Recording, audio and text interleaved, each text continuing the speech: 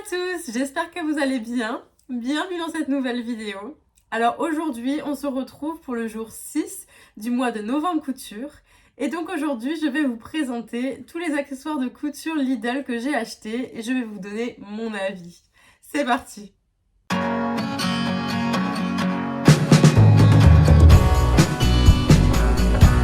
Alors Lidl, c'est une enseigne qui vend vraiment à la fois de l'agroalimentaire, mais aussi à un coin un petit peu divers, où il y a parfois des vêtements, de l'électroménager, etc. En fait, ils ont vraiment une rotation de leurs produits. Et ils ont des semaines ou des mois spécifiques en fonction des thématiques. Et donc de temps en temps, ils font des périodes couture. Et de manière générale, on peut retrouver tout au long de l'année certains objets de couture qui sont en vente comme ça au fur et à mesure de l'année.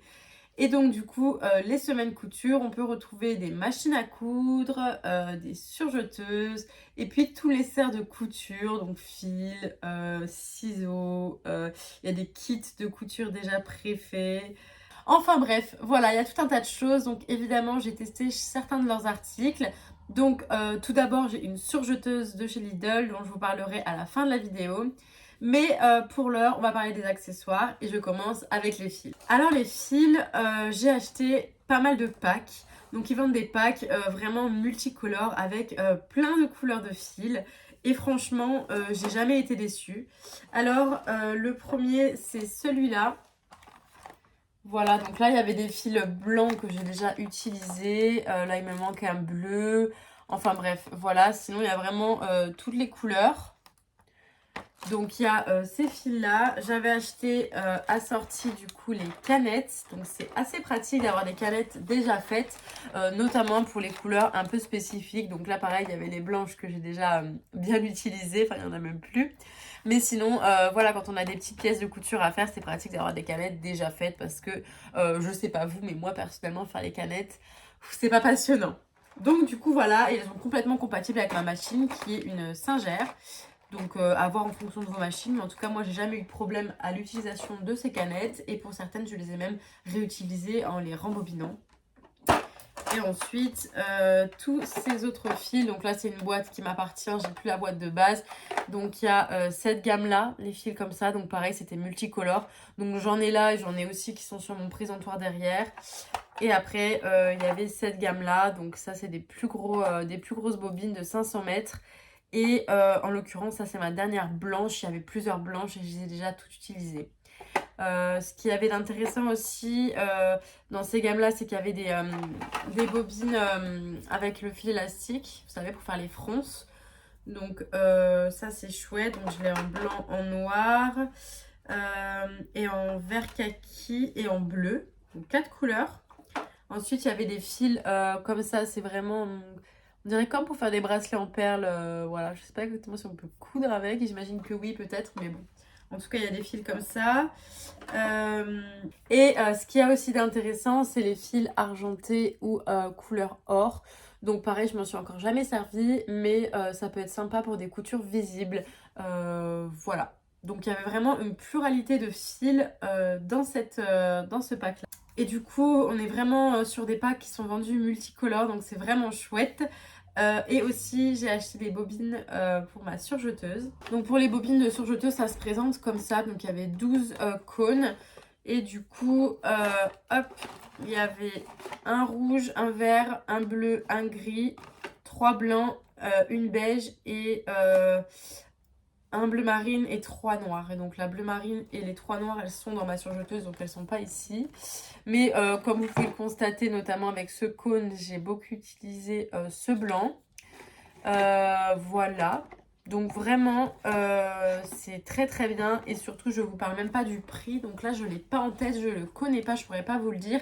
Mais en tout cas, le prix de manière générale, on est largement en dessous des 10 euros.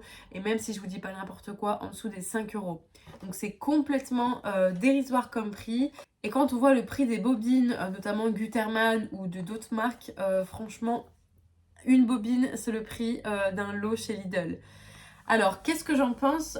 Très honnêtement, j'ai absolument tout cousu ou presque tout cousu avec des fils de chez Lidl parce que dès le début quand je me suis équipée j'ai acheté peut-être une ou deux bobines Gutermann et ensuite j'ai trouvé du coup ces packs Lidl multicolores, donc je les ai rapidement achetés et donc rapidement utilisés.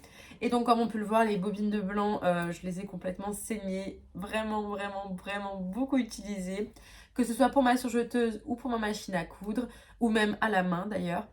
Et honnêtement, j'ai absolument rien à redire sur la qualité. Je trouve ça dingue même de payer des bobines un prix monstre. Donc pour le même prix d'une bobine Gutermann, on a clairement un pack comme ça. Donc là en l'occurrence, c'est vrai que les bobines ne sont pas très épaisses. Il n'y a pas énormément de fils, on peut le voir. Mais franchement, ça fait largement le taf. Surtout qu'ils vendent aussi du coup dans d'autres lots des bobines beaucoup plus épaisses, notamment de blanc, noir, bleu, etc. Bleu foncé, etc. Et donc franchement, ça, on l'utilise pas énormément, toutes ces couleurs. Le blanc, on prend des grosses bobines et on est paré pour un bout de temps.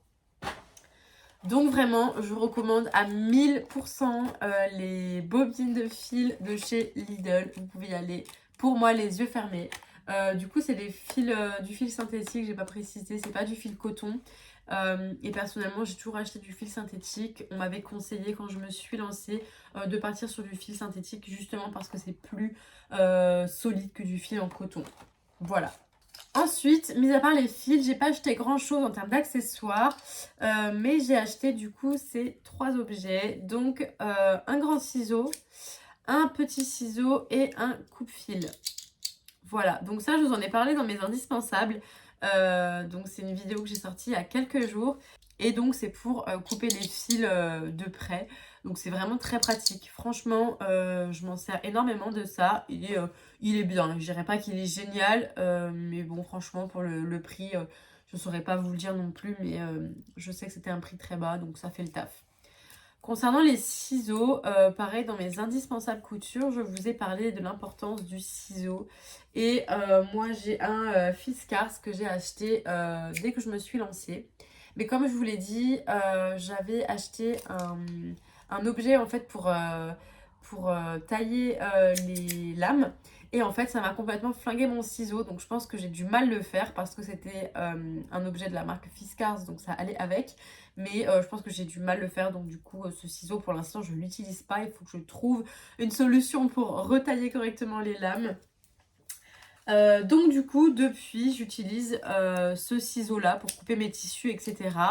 Et donc il n'est pas majestueux, il coupe pas non plus comme dans du beurre, mais honnêtement encore une fois pour le prix il fait totalement le taf, il coupe très bien. Et du coup ça fait des mois, parce que j'ai pas encore trouvé de solution pour mon Fiskars, ça fait des mois que j'utilise ce ciseau. Et on a quand même moins de scrupules aussi à couper des matières épaisses, etc. Donc même si on l'abîme, on a moins de scrupules vu qu'on l'a payé moins cher que mon Fiskars. Et donc, vraiment, je le recommande si vous vous lancez ou que vous n'avez pas un gros budget à mettre dans des ciseaux, ce que je peux complètement comprendre. Vous pouvez aller sur cette paire. Et du coup, la petite, c'est la même chose. Alors, la petite, je m'en sers un peu moins parce que du coup, j'ai le coupe-fil ou sinon une grande paire de ciseaux. Donc, je m'en sers moins, mais pareil, il coupe tout aussi bien. Donc, franchement, vous pouvez aller sur ces deux paires. Et coucou, c'est la Solène du montage qui vient de se rendre compte qu'elle a oublié de vous parler d'un livre de patron que j'avais acheté chez Lidl. Donc c'était celui-là, l'atelier couture. Et du coup, je voulais absolument le rajouter dans la vidéo. Donc tant pis, on sera vraiment sur un changement d'ambiance. Je suis actuellement en pyjama, il est 22h. Mais bref, c'est pas grave. Donc du coup, j'avais acheté ce livre-là, notamment pour ce modèle que j'ai déjà fait. Et pour une combi pantalon que je vais faire durant ce mois de novembre couture. Je vous cherche la photo. Voilà. Donc cette combi que je vais réaliser. Et donc ce chemisier que j'ai déjà fait mais que je vais refaire prochainement. Donc du coup mon avis là-dessus, j'avais regardé un petit peu sur des forums de couture où j'avais vu qui parlaient de ce livre en l'occurrence. Et il était précisé que les patrons taillaient petit, donc il fallait vachement surtailler.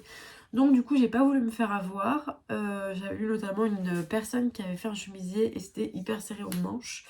Donc bon, j'ai vraiment pas voulu me faire avoir, donc du coup j'ai surtaillé. alors je saurais plus vous dire en quelle taille j'avais fait le chemisier. Moi je me place à peu près en 42 habituellement. Pour le haut, parfois 40. Et donc en l'occurrence, je me demande si j'avais pas fait euh, 46 peut-être, voire peut-être 48. Franchement, je me rappelle pas. Mais en tout cas, j'avais vraiment surtaillé pour être sûre. Et de toute façon, au fur et à mesure qu'on coud, on essaye et on voit si il faut un petit peu plus coudre plus loin et donc du coup élargir les marges. Voilà. Donc sinon, en tout cas le patron que j'ai réalisé, j'en suis très contente. Alors du coup à l'intérieur c'est des patrons, des grandes feuilles, enfin une seule feuille en fait, où plusieurs patrons sont superposés. Et donc du coup il y en a 2 feuilles en tout. Donc vous pouvez choisir que 2 modèles dans tous ceux qui sont proposés. Donc il y a 20 patrons, ouais. 20 patrons et donc du coup moi j'ai choisi mes 2 modèles et j'avais de la chance, c'était les 2 modèles que je préférais et ils étaient sur les 2 planches différentes. Donc après je sais qu'il est possible de calquer sur une autre feuille les patrons, etc. Bon moi je me suis pas pris la tête, j'ai découpé et de toute façon les autres modèles m'intéressaient pas spécialement. Donc vraiment pas mal, ça fait des patrons pas trop chers. Donc le livre était à 9,99 € et en plus à l'intérieur du coup vous avez des explications donc sur les modèles qui sont proposés et je trouve qu'elles sont vachement claires. Donc il y a vraiment marqué toutes les fournitures dont on a besoin et toutes les étapes une par une. Donc j'ai appris plein de mots grâce à ce livre-là et d'ailleurs il y a un lexique au début qui du coup... Hop, le lexique qui explique tous les mots qui sont employés justement dans les étapes. Je crois qu'ils font aussi d'autres modèles de livres, donc moi je les connais pas les autres, mais en tout cas celui-là est pas mal. Et franchement il y a pas mal de modèles dedans, donc ça peut être sympa, surtout si vous recalquez vos patrons, et ben vous pouvez en avoir 20. Moi j'en ai eu que 2, mais même 2 pour 10 €, ça va. Ça le fait, avec des explications, etc. C'est pas mal. Voilà, je vous laisse avec la suite de la vidéo. Désolée pour cette dégaine de pyjama. Et enfin, pour finir, j'ai donc la surjeteuse Pfaff. Donc, ma mère me l'avait acheté en cadeau il y a 2 ans maintenant, au mois de... c'était pour Noël, donc ça va bientôt faire 2 ans. Et j'avoue que la première année, je ne l'ai pas sortie de la boîte parce que j'étais un peu stressée de la mise en route, de passer les fils, de comprendre comment ça fonctionnait, à quoi ça servait, etc. Donc je l'ai laissé 1 an dans sa boîte, mais à culpa. Mais un jour, j'ai eu la motivation de me caler une demi-journée pour partir avec ma surjeteuse. Donc c'est chose faite. Et du coup, j'ai découvert l'utilité d'une surjeteuse. Et pour le coup, j'en ai pas testé d'autres. Mais celle de Lidl, j'en suis contente. Encore une fois, elle fait le taf. Elle coûte 149 € si je dis pas n'importe quoi. Donc pour une surjeteuse, évidemment, c'est vraiment très peu cher parce que ça coûte quand même cher les surjeteuses. Après j'ai jamais eu de problème avec celle-là, donc bon voilà, j'ai peut-être de la chance, je sais pas, parce que j'ai vu qu'un petit peu que les avis pouvaient diverger. J'ai pas encore changé les aiguilles non plus, donc du coup je sais pas du tout si c'est compliqué ou pas, ça je saurais pas vous dire. Par contre j'avais trouvé une super vidéo YouTube que je remercie pour le passage des fils, donc qui m'a énormément servi. Et même aujourd'hui, quand ça fait longtemps que je n'utilise pas et que j'ai un fil qui casse, je regarde cette vidéo pour avoir vraiment le passage des fils, parce que c'est vraiment un casse-tête, honnêtement. Ça c'est vraiment le point noir de la surjeteuse, mais encore une fois, toutes les surjeteuses c'est la même galère. Donc je vais vous la montrer de plus près. Et voilà, donc je m'en sers surtout pour faire les vêtements. Et pour des tissus qui s'effilochent trop, je les surjette soit avant la couture, soit je couds avec, ça dépend un petit peu du projet en question. Mais vraiment, très contente d'avoir cette surjeteuse. Il y a beaucoup de personnes qui font sans et on peut faire sans. Mais bon, voilà, moi je souhaitais vraiment m'équiper et 150 € dans une surjeteuse, honnêtement, c'est pas très cher payé pour l'utilisation qu'on en fait. Allez, je vous la montre. Bon, alors voici ma surjeteuse. Hop, donc du coup j'ai mis une protection dessus pour éviter la poussière. Pareil pour ça, je le glisse sous le pied de biche et comme ça évite que la poussière rentre. Bon, je ne l'ai pas nettoyé là, il y a tout plein de poussière quand même, ça n'évite pas.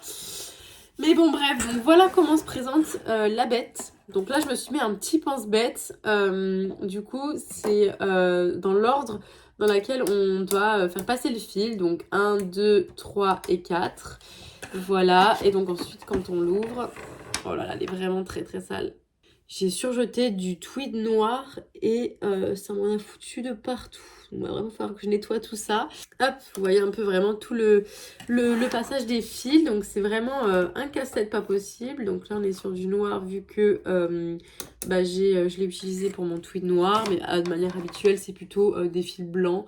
Parce que comme je vous disais j'utilise beaucoup plus de blanc au quotidien. Donc voilà, mais franchement, hop, franchement, très contente de cette bête. Voilà. Bon voilà, alors je pense qu'on a fait le tour concernant les accessoires de couture Lidl. Donc j'ai pas tout testé, je saurais pas vous dire si tout est bien. Dans tous les cas, c'est moins cher qu'à Mondial Tissu ou dans les magasins de mercerie de manière globale. Donc ça peut valoir le coup d'essayer. Après ça sert à rien d'acheter quelque chose de pas cher qui n'est pas efficace. Mais pour ma part, vu que tout ce que j'ai acheté chez Lidl me convient, et bien je vous recommanderais d'aller là-bas pour vous équiper.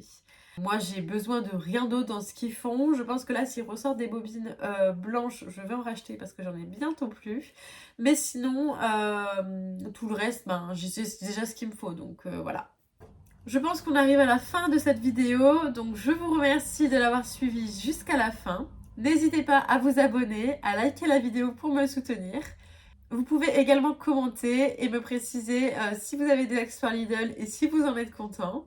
Et en tout cas, on se retrouve demain pour le 7e jour du mois de novembre couture. Et je vous présenterai tous les vêtements que j'ai fait pour ma fille. Je vous souhaite une très bonne journée ou une bonne soirée en fonction de l'heure à laquelle vous regardez cette vidéo. Et je vous dis à demain!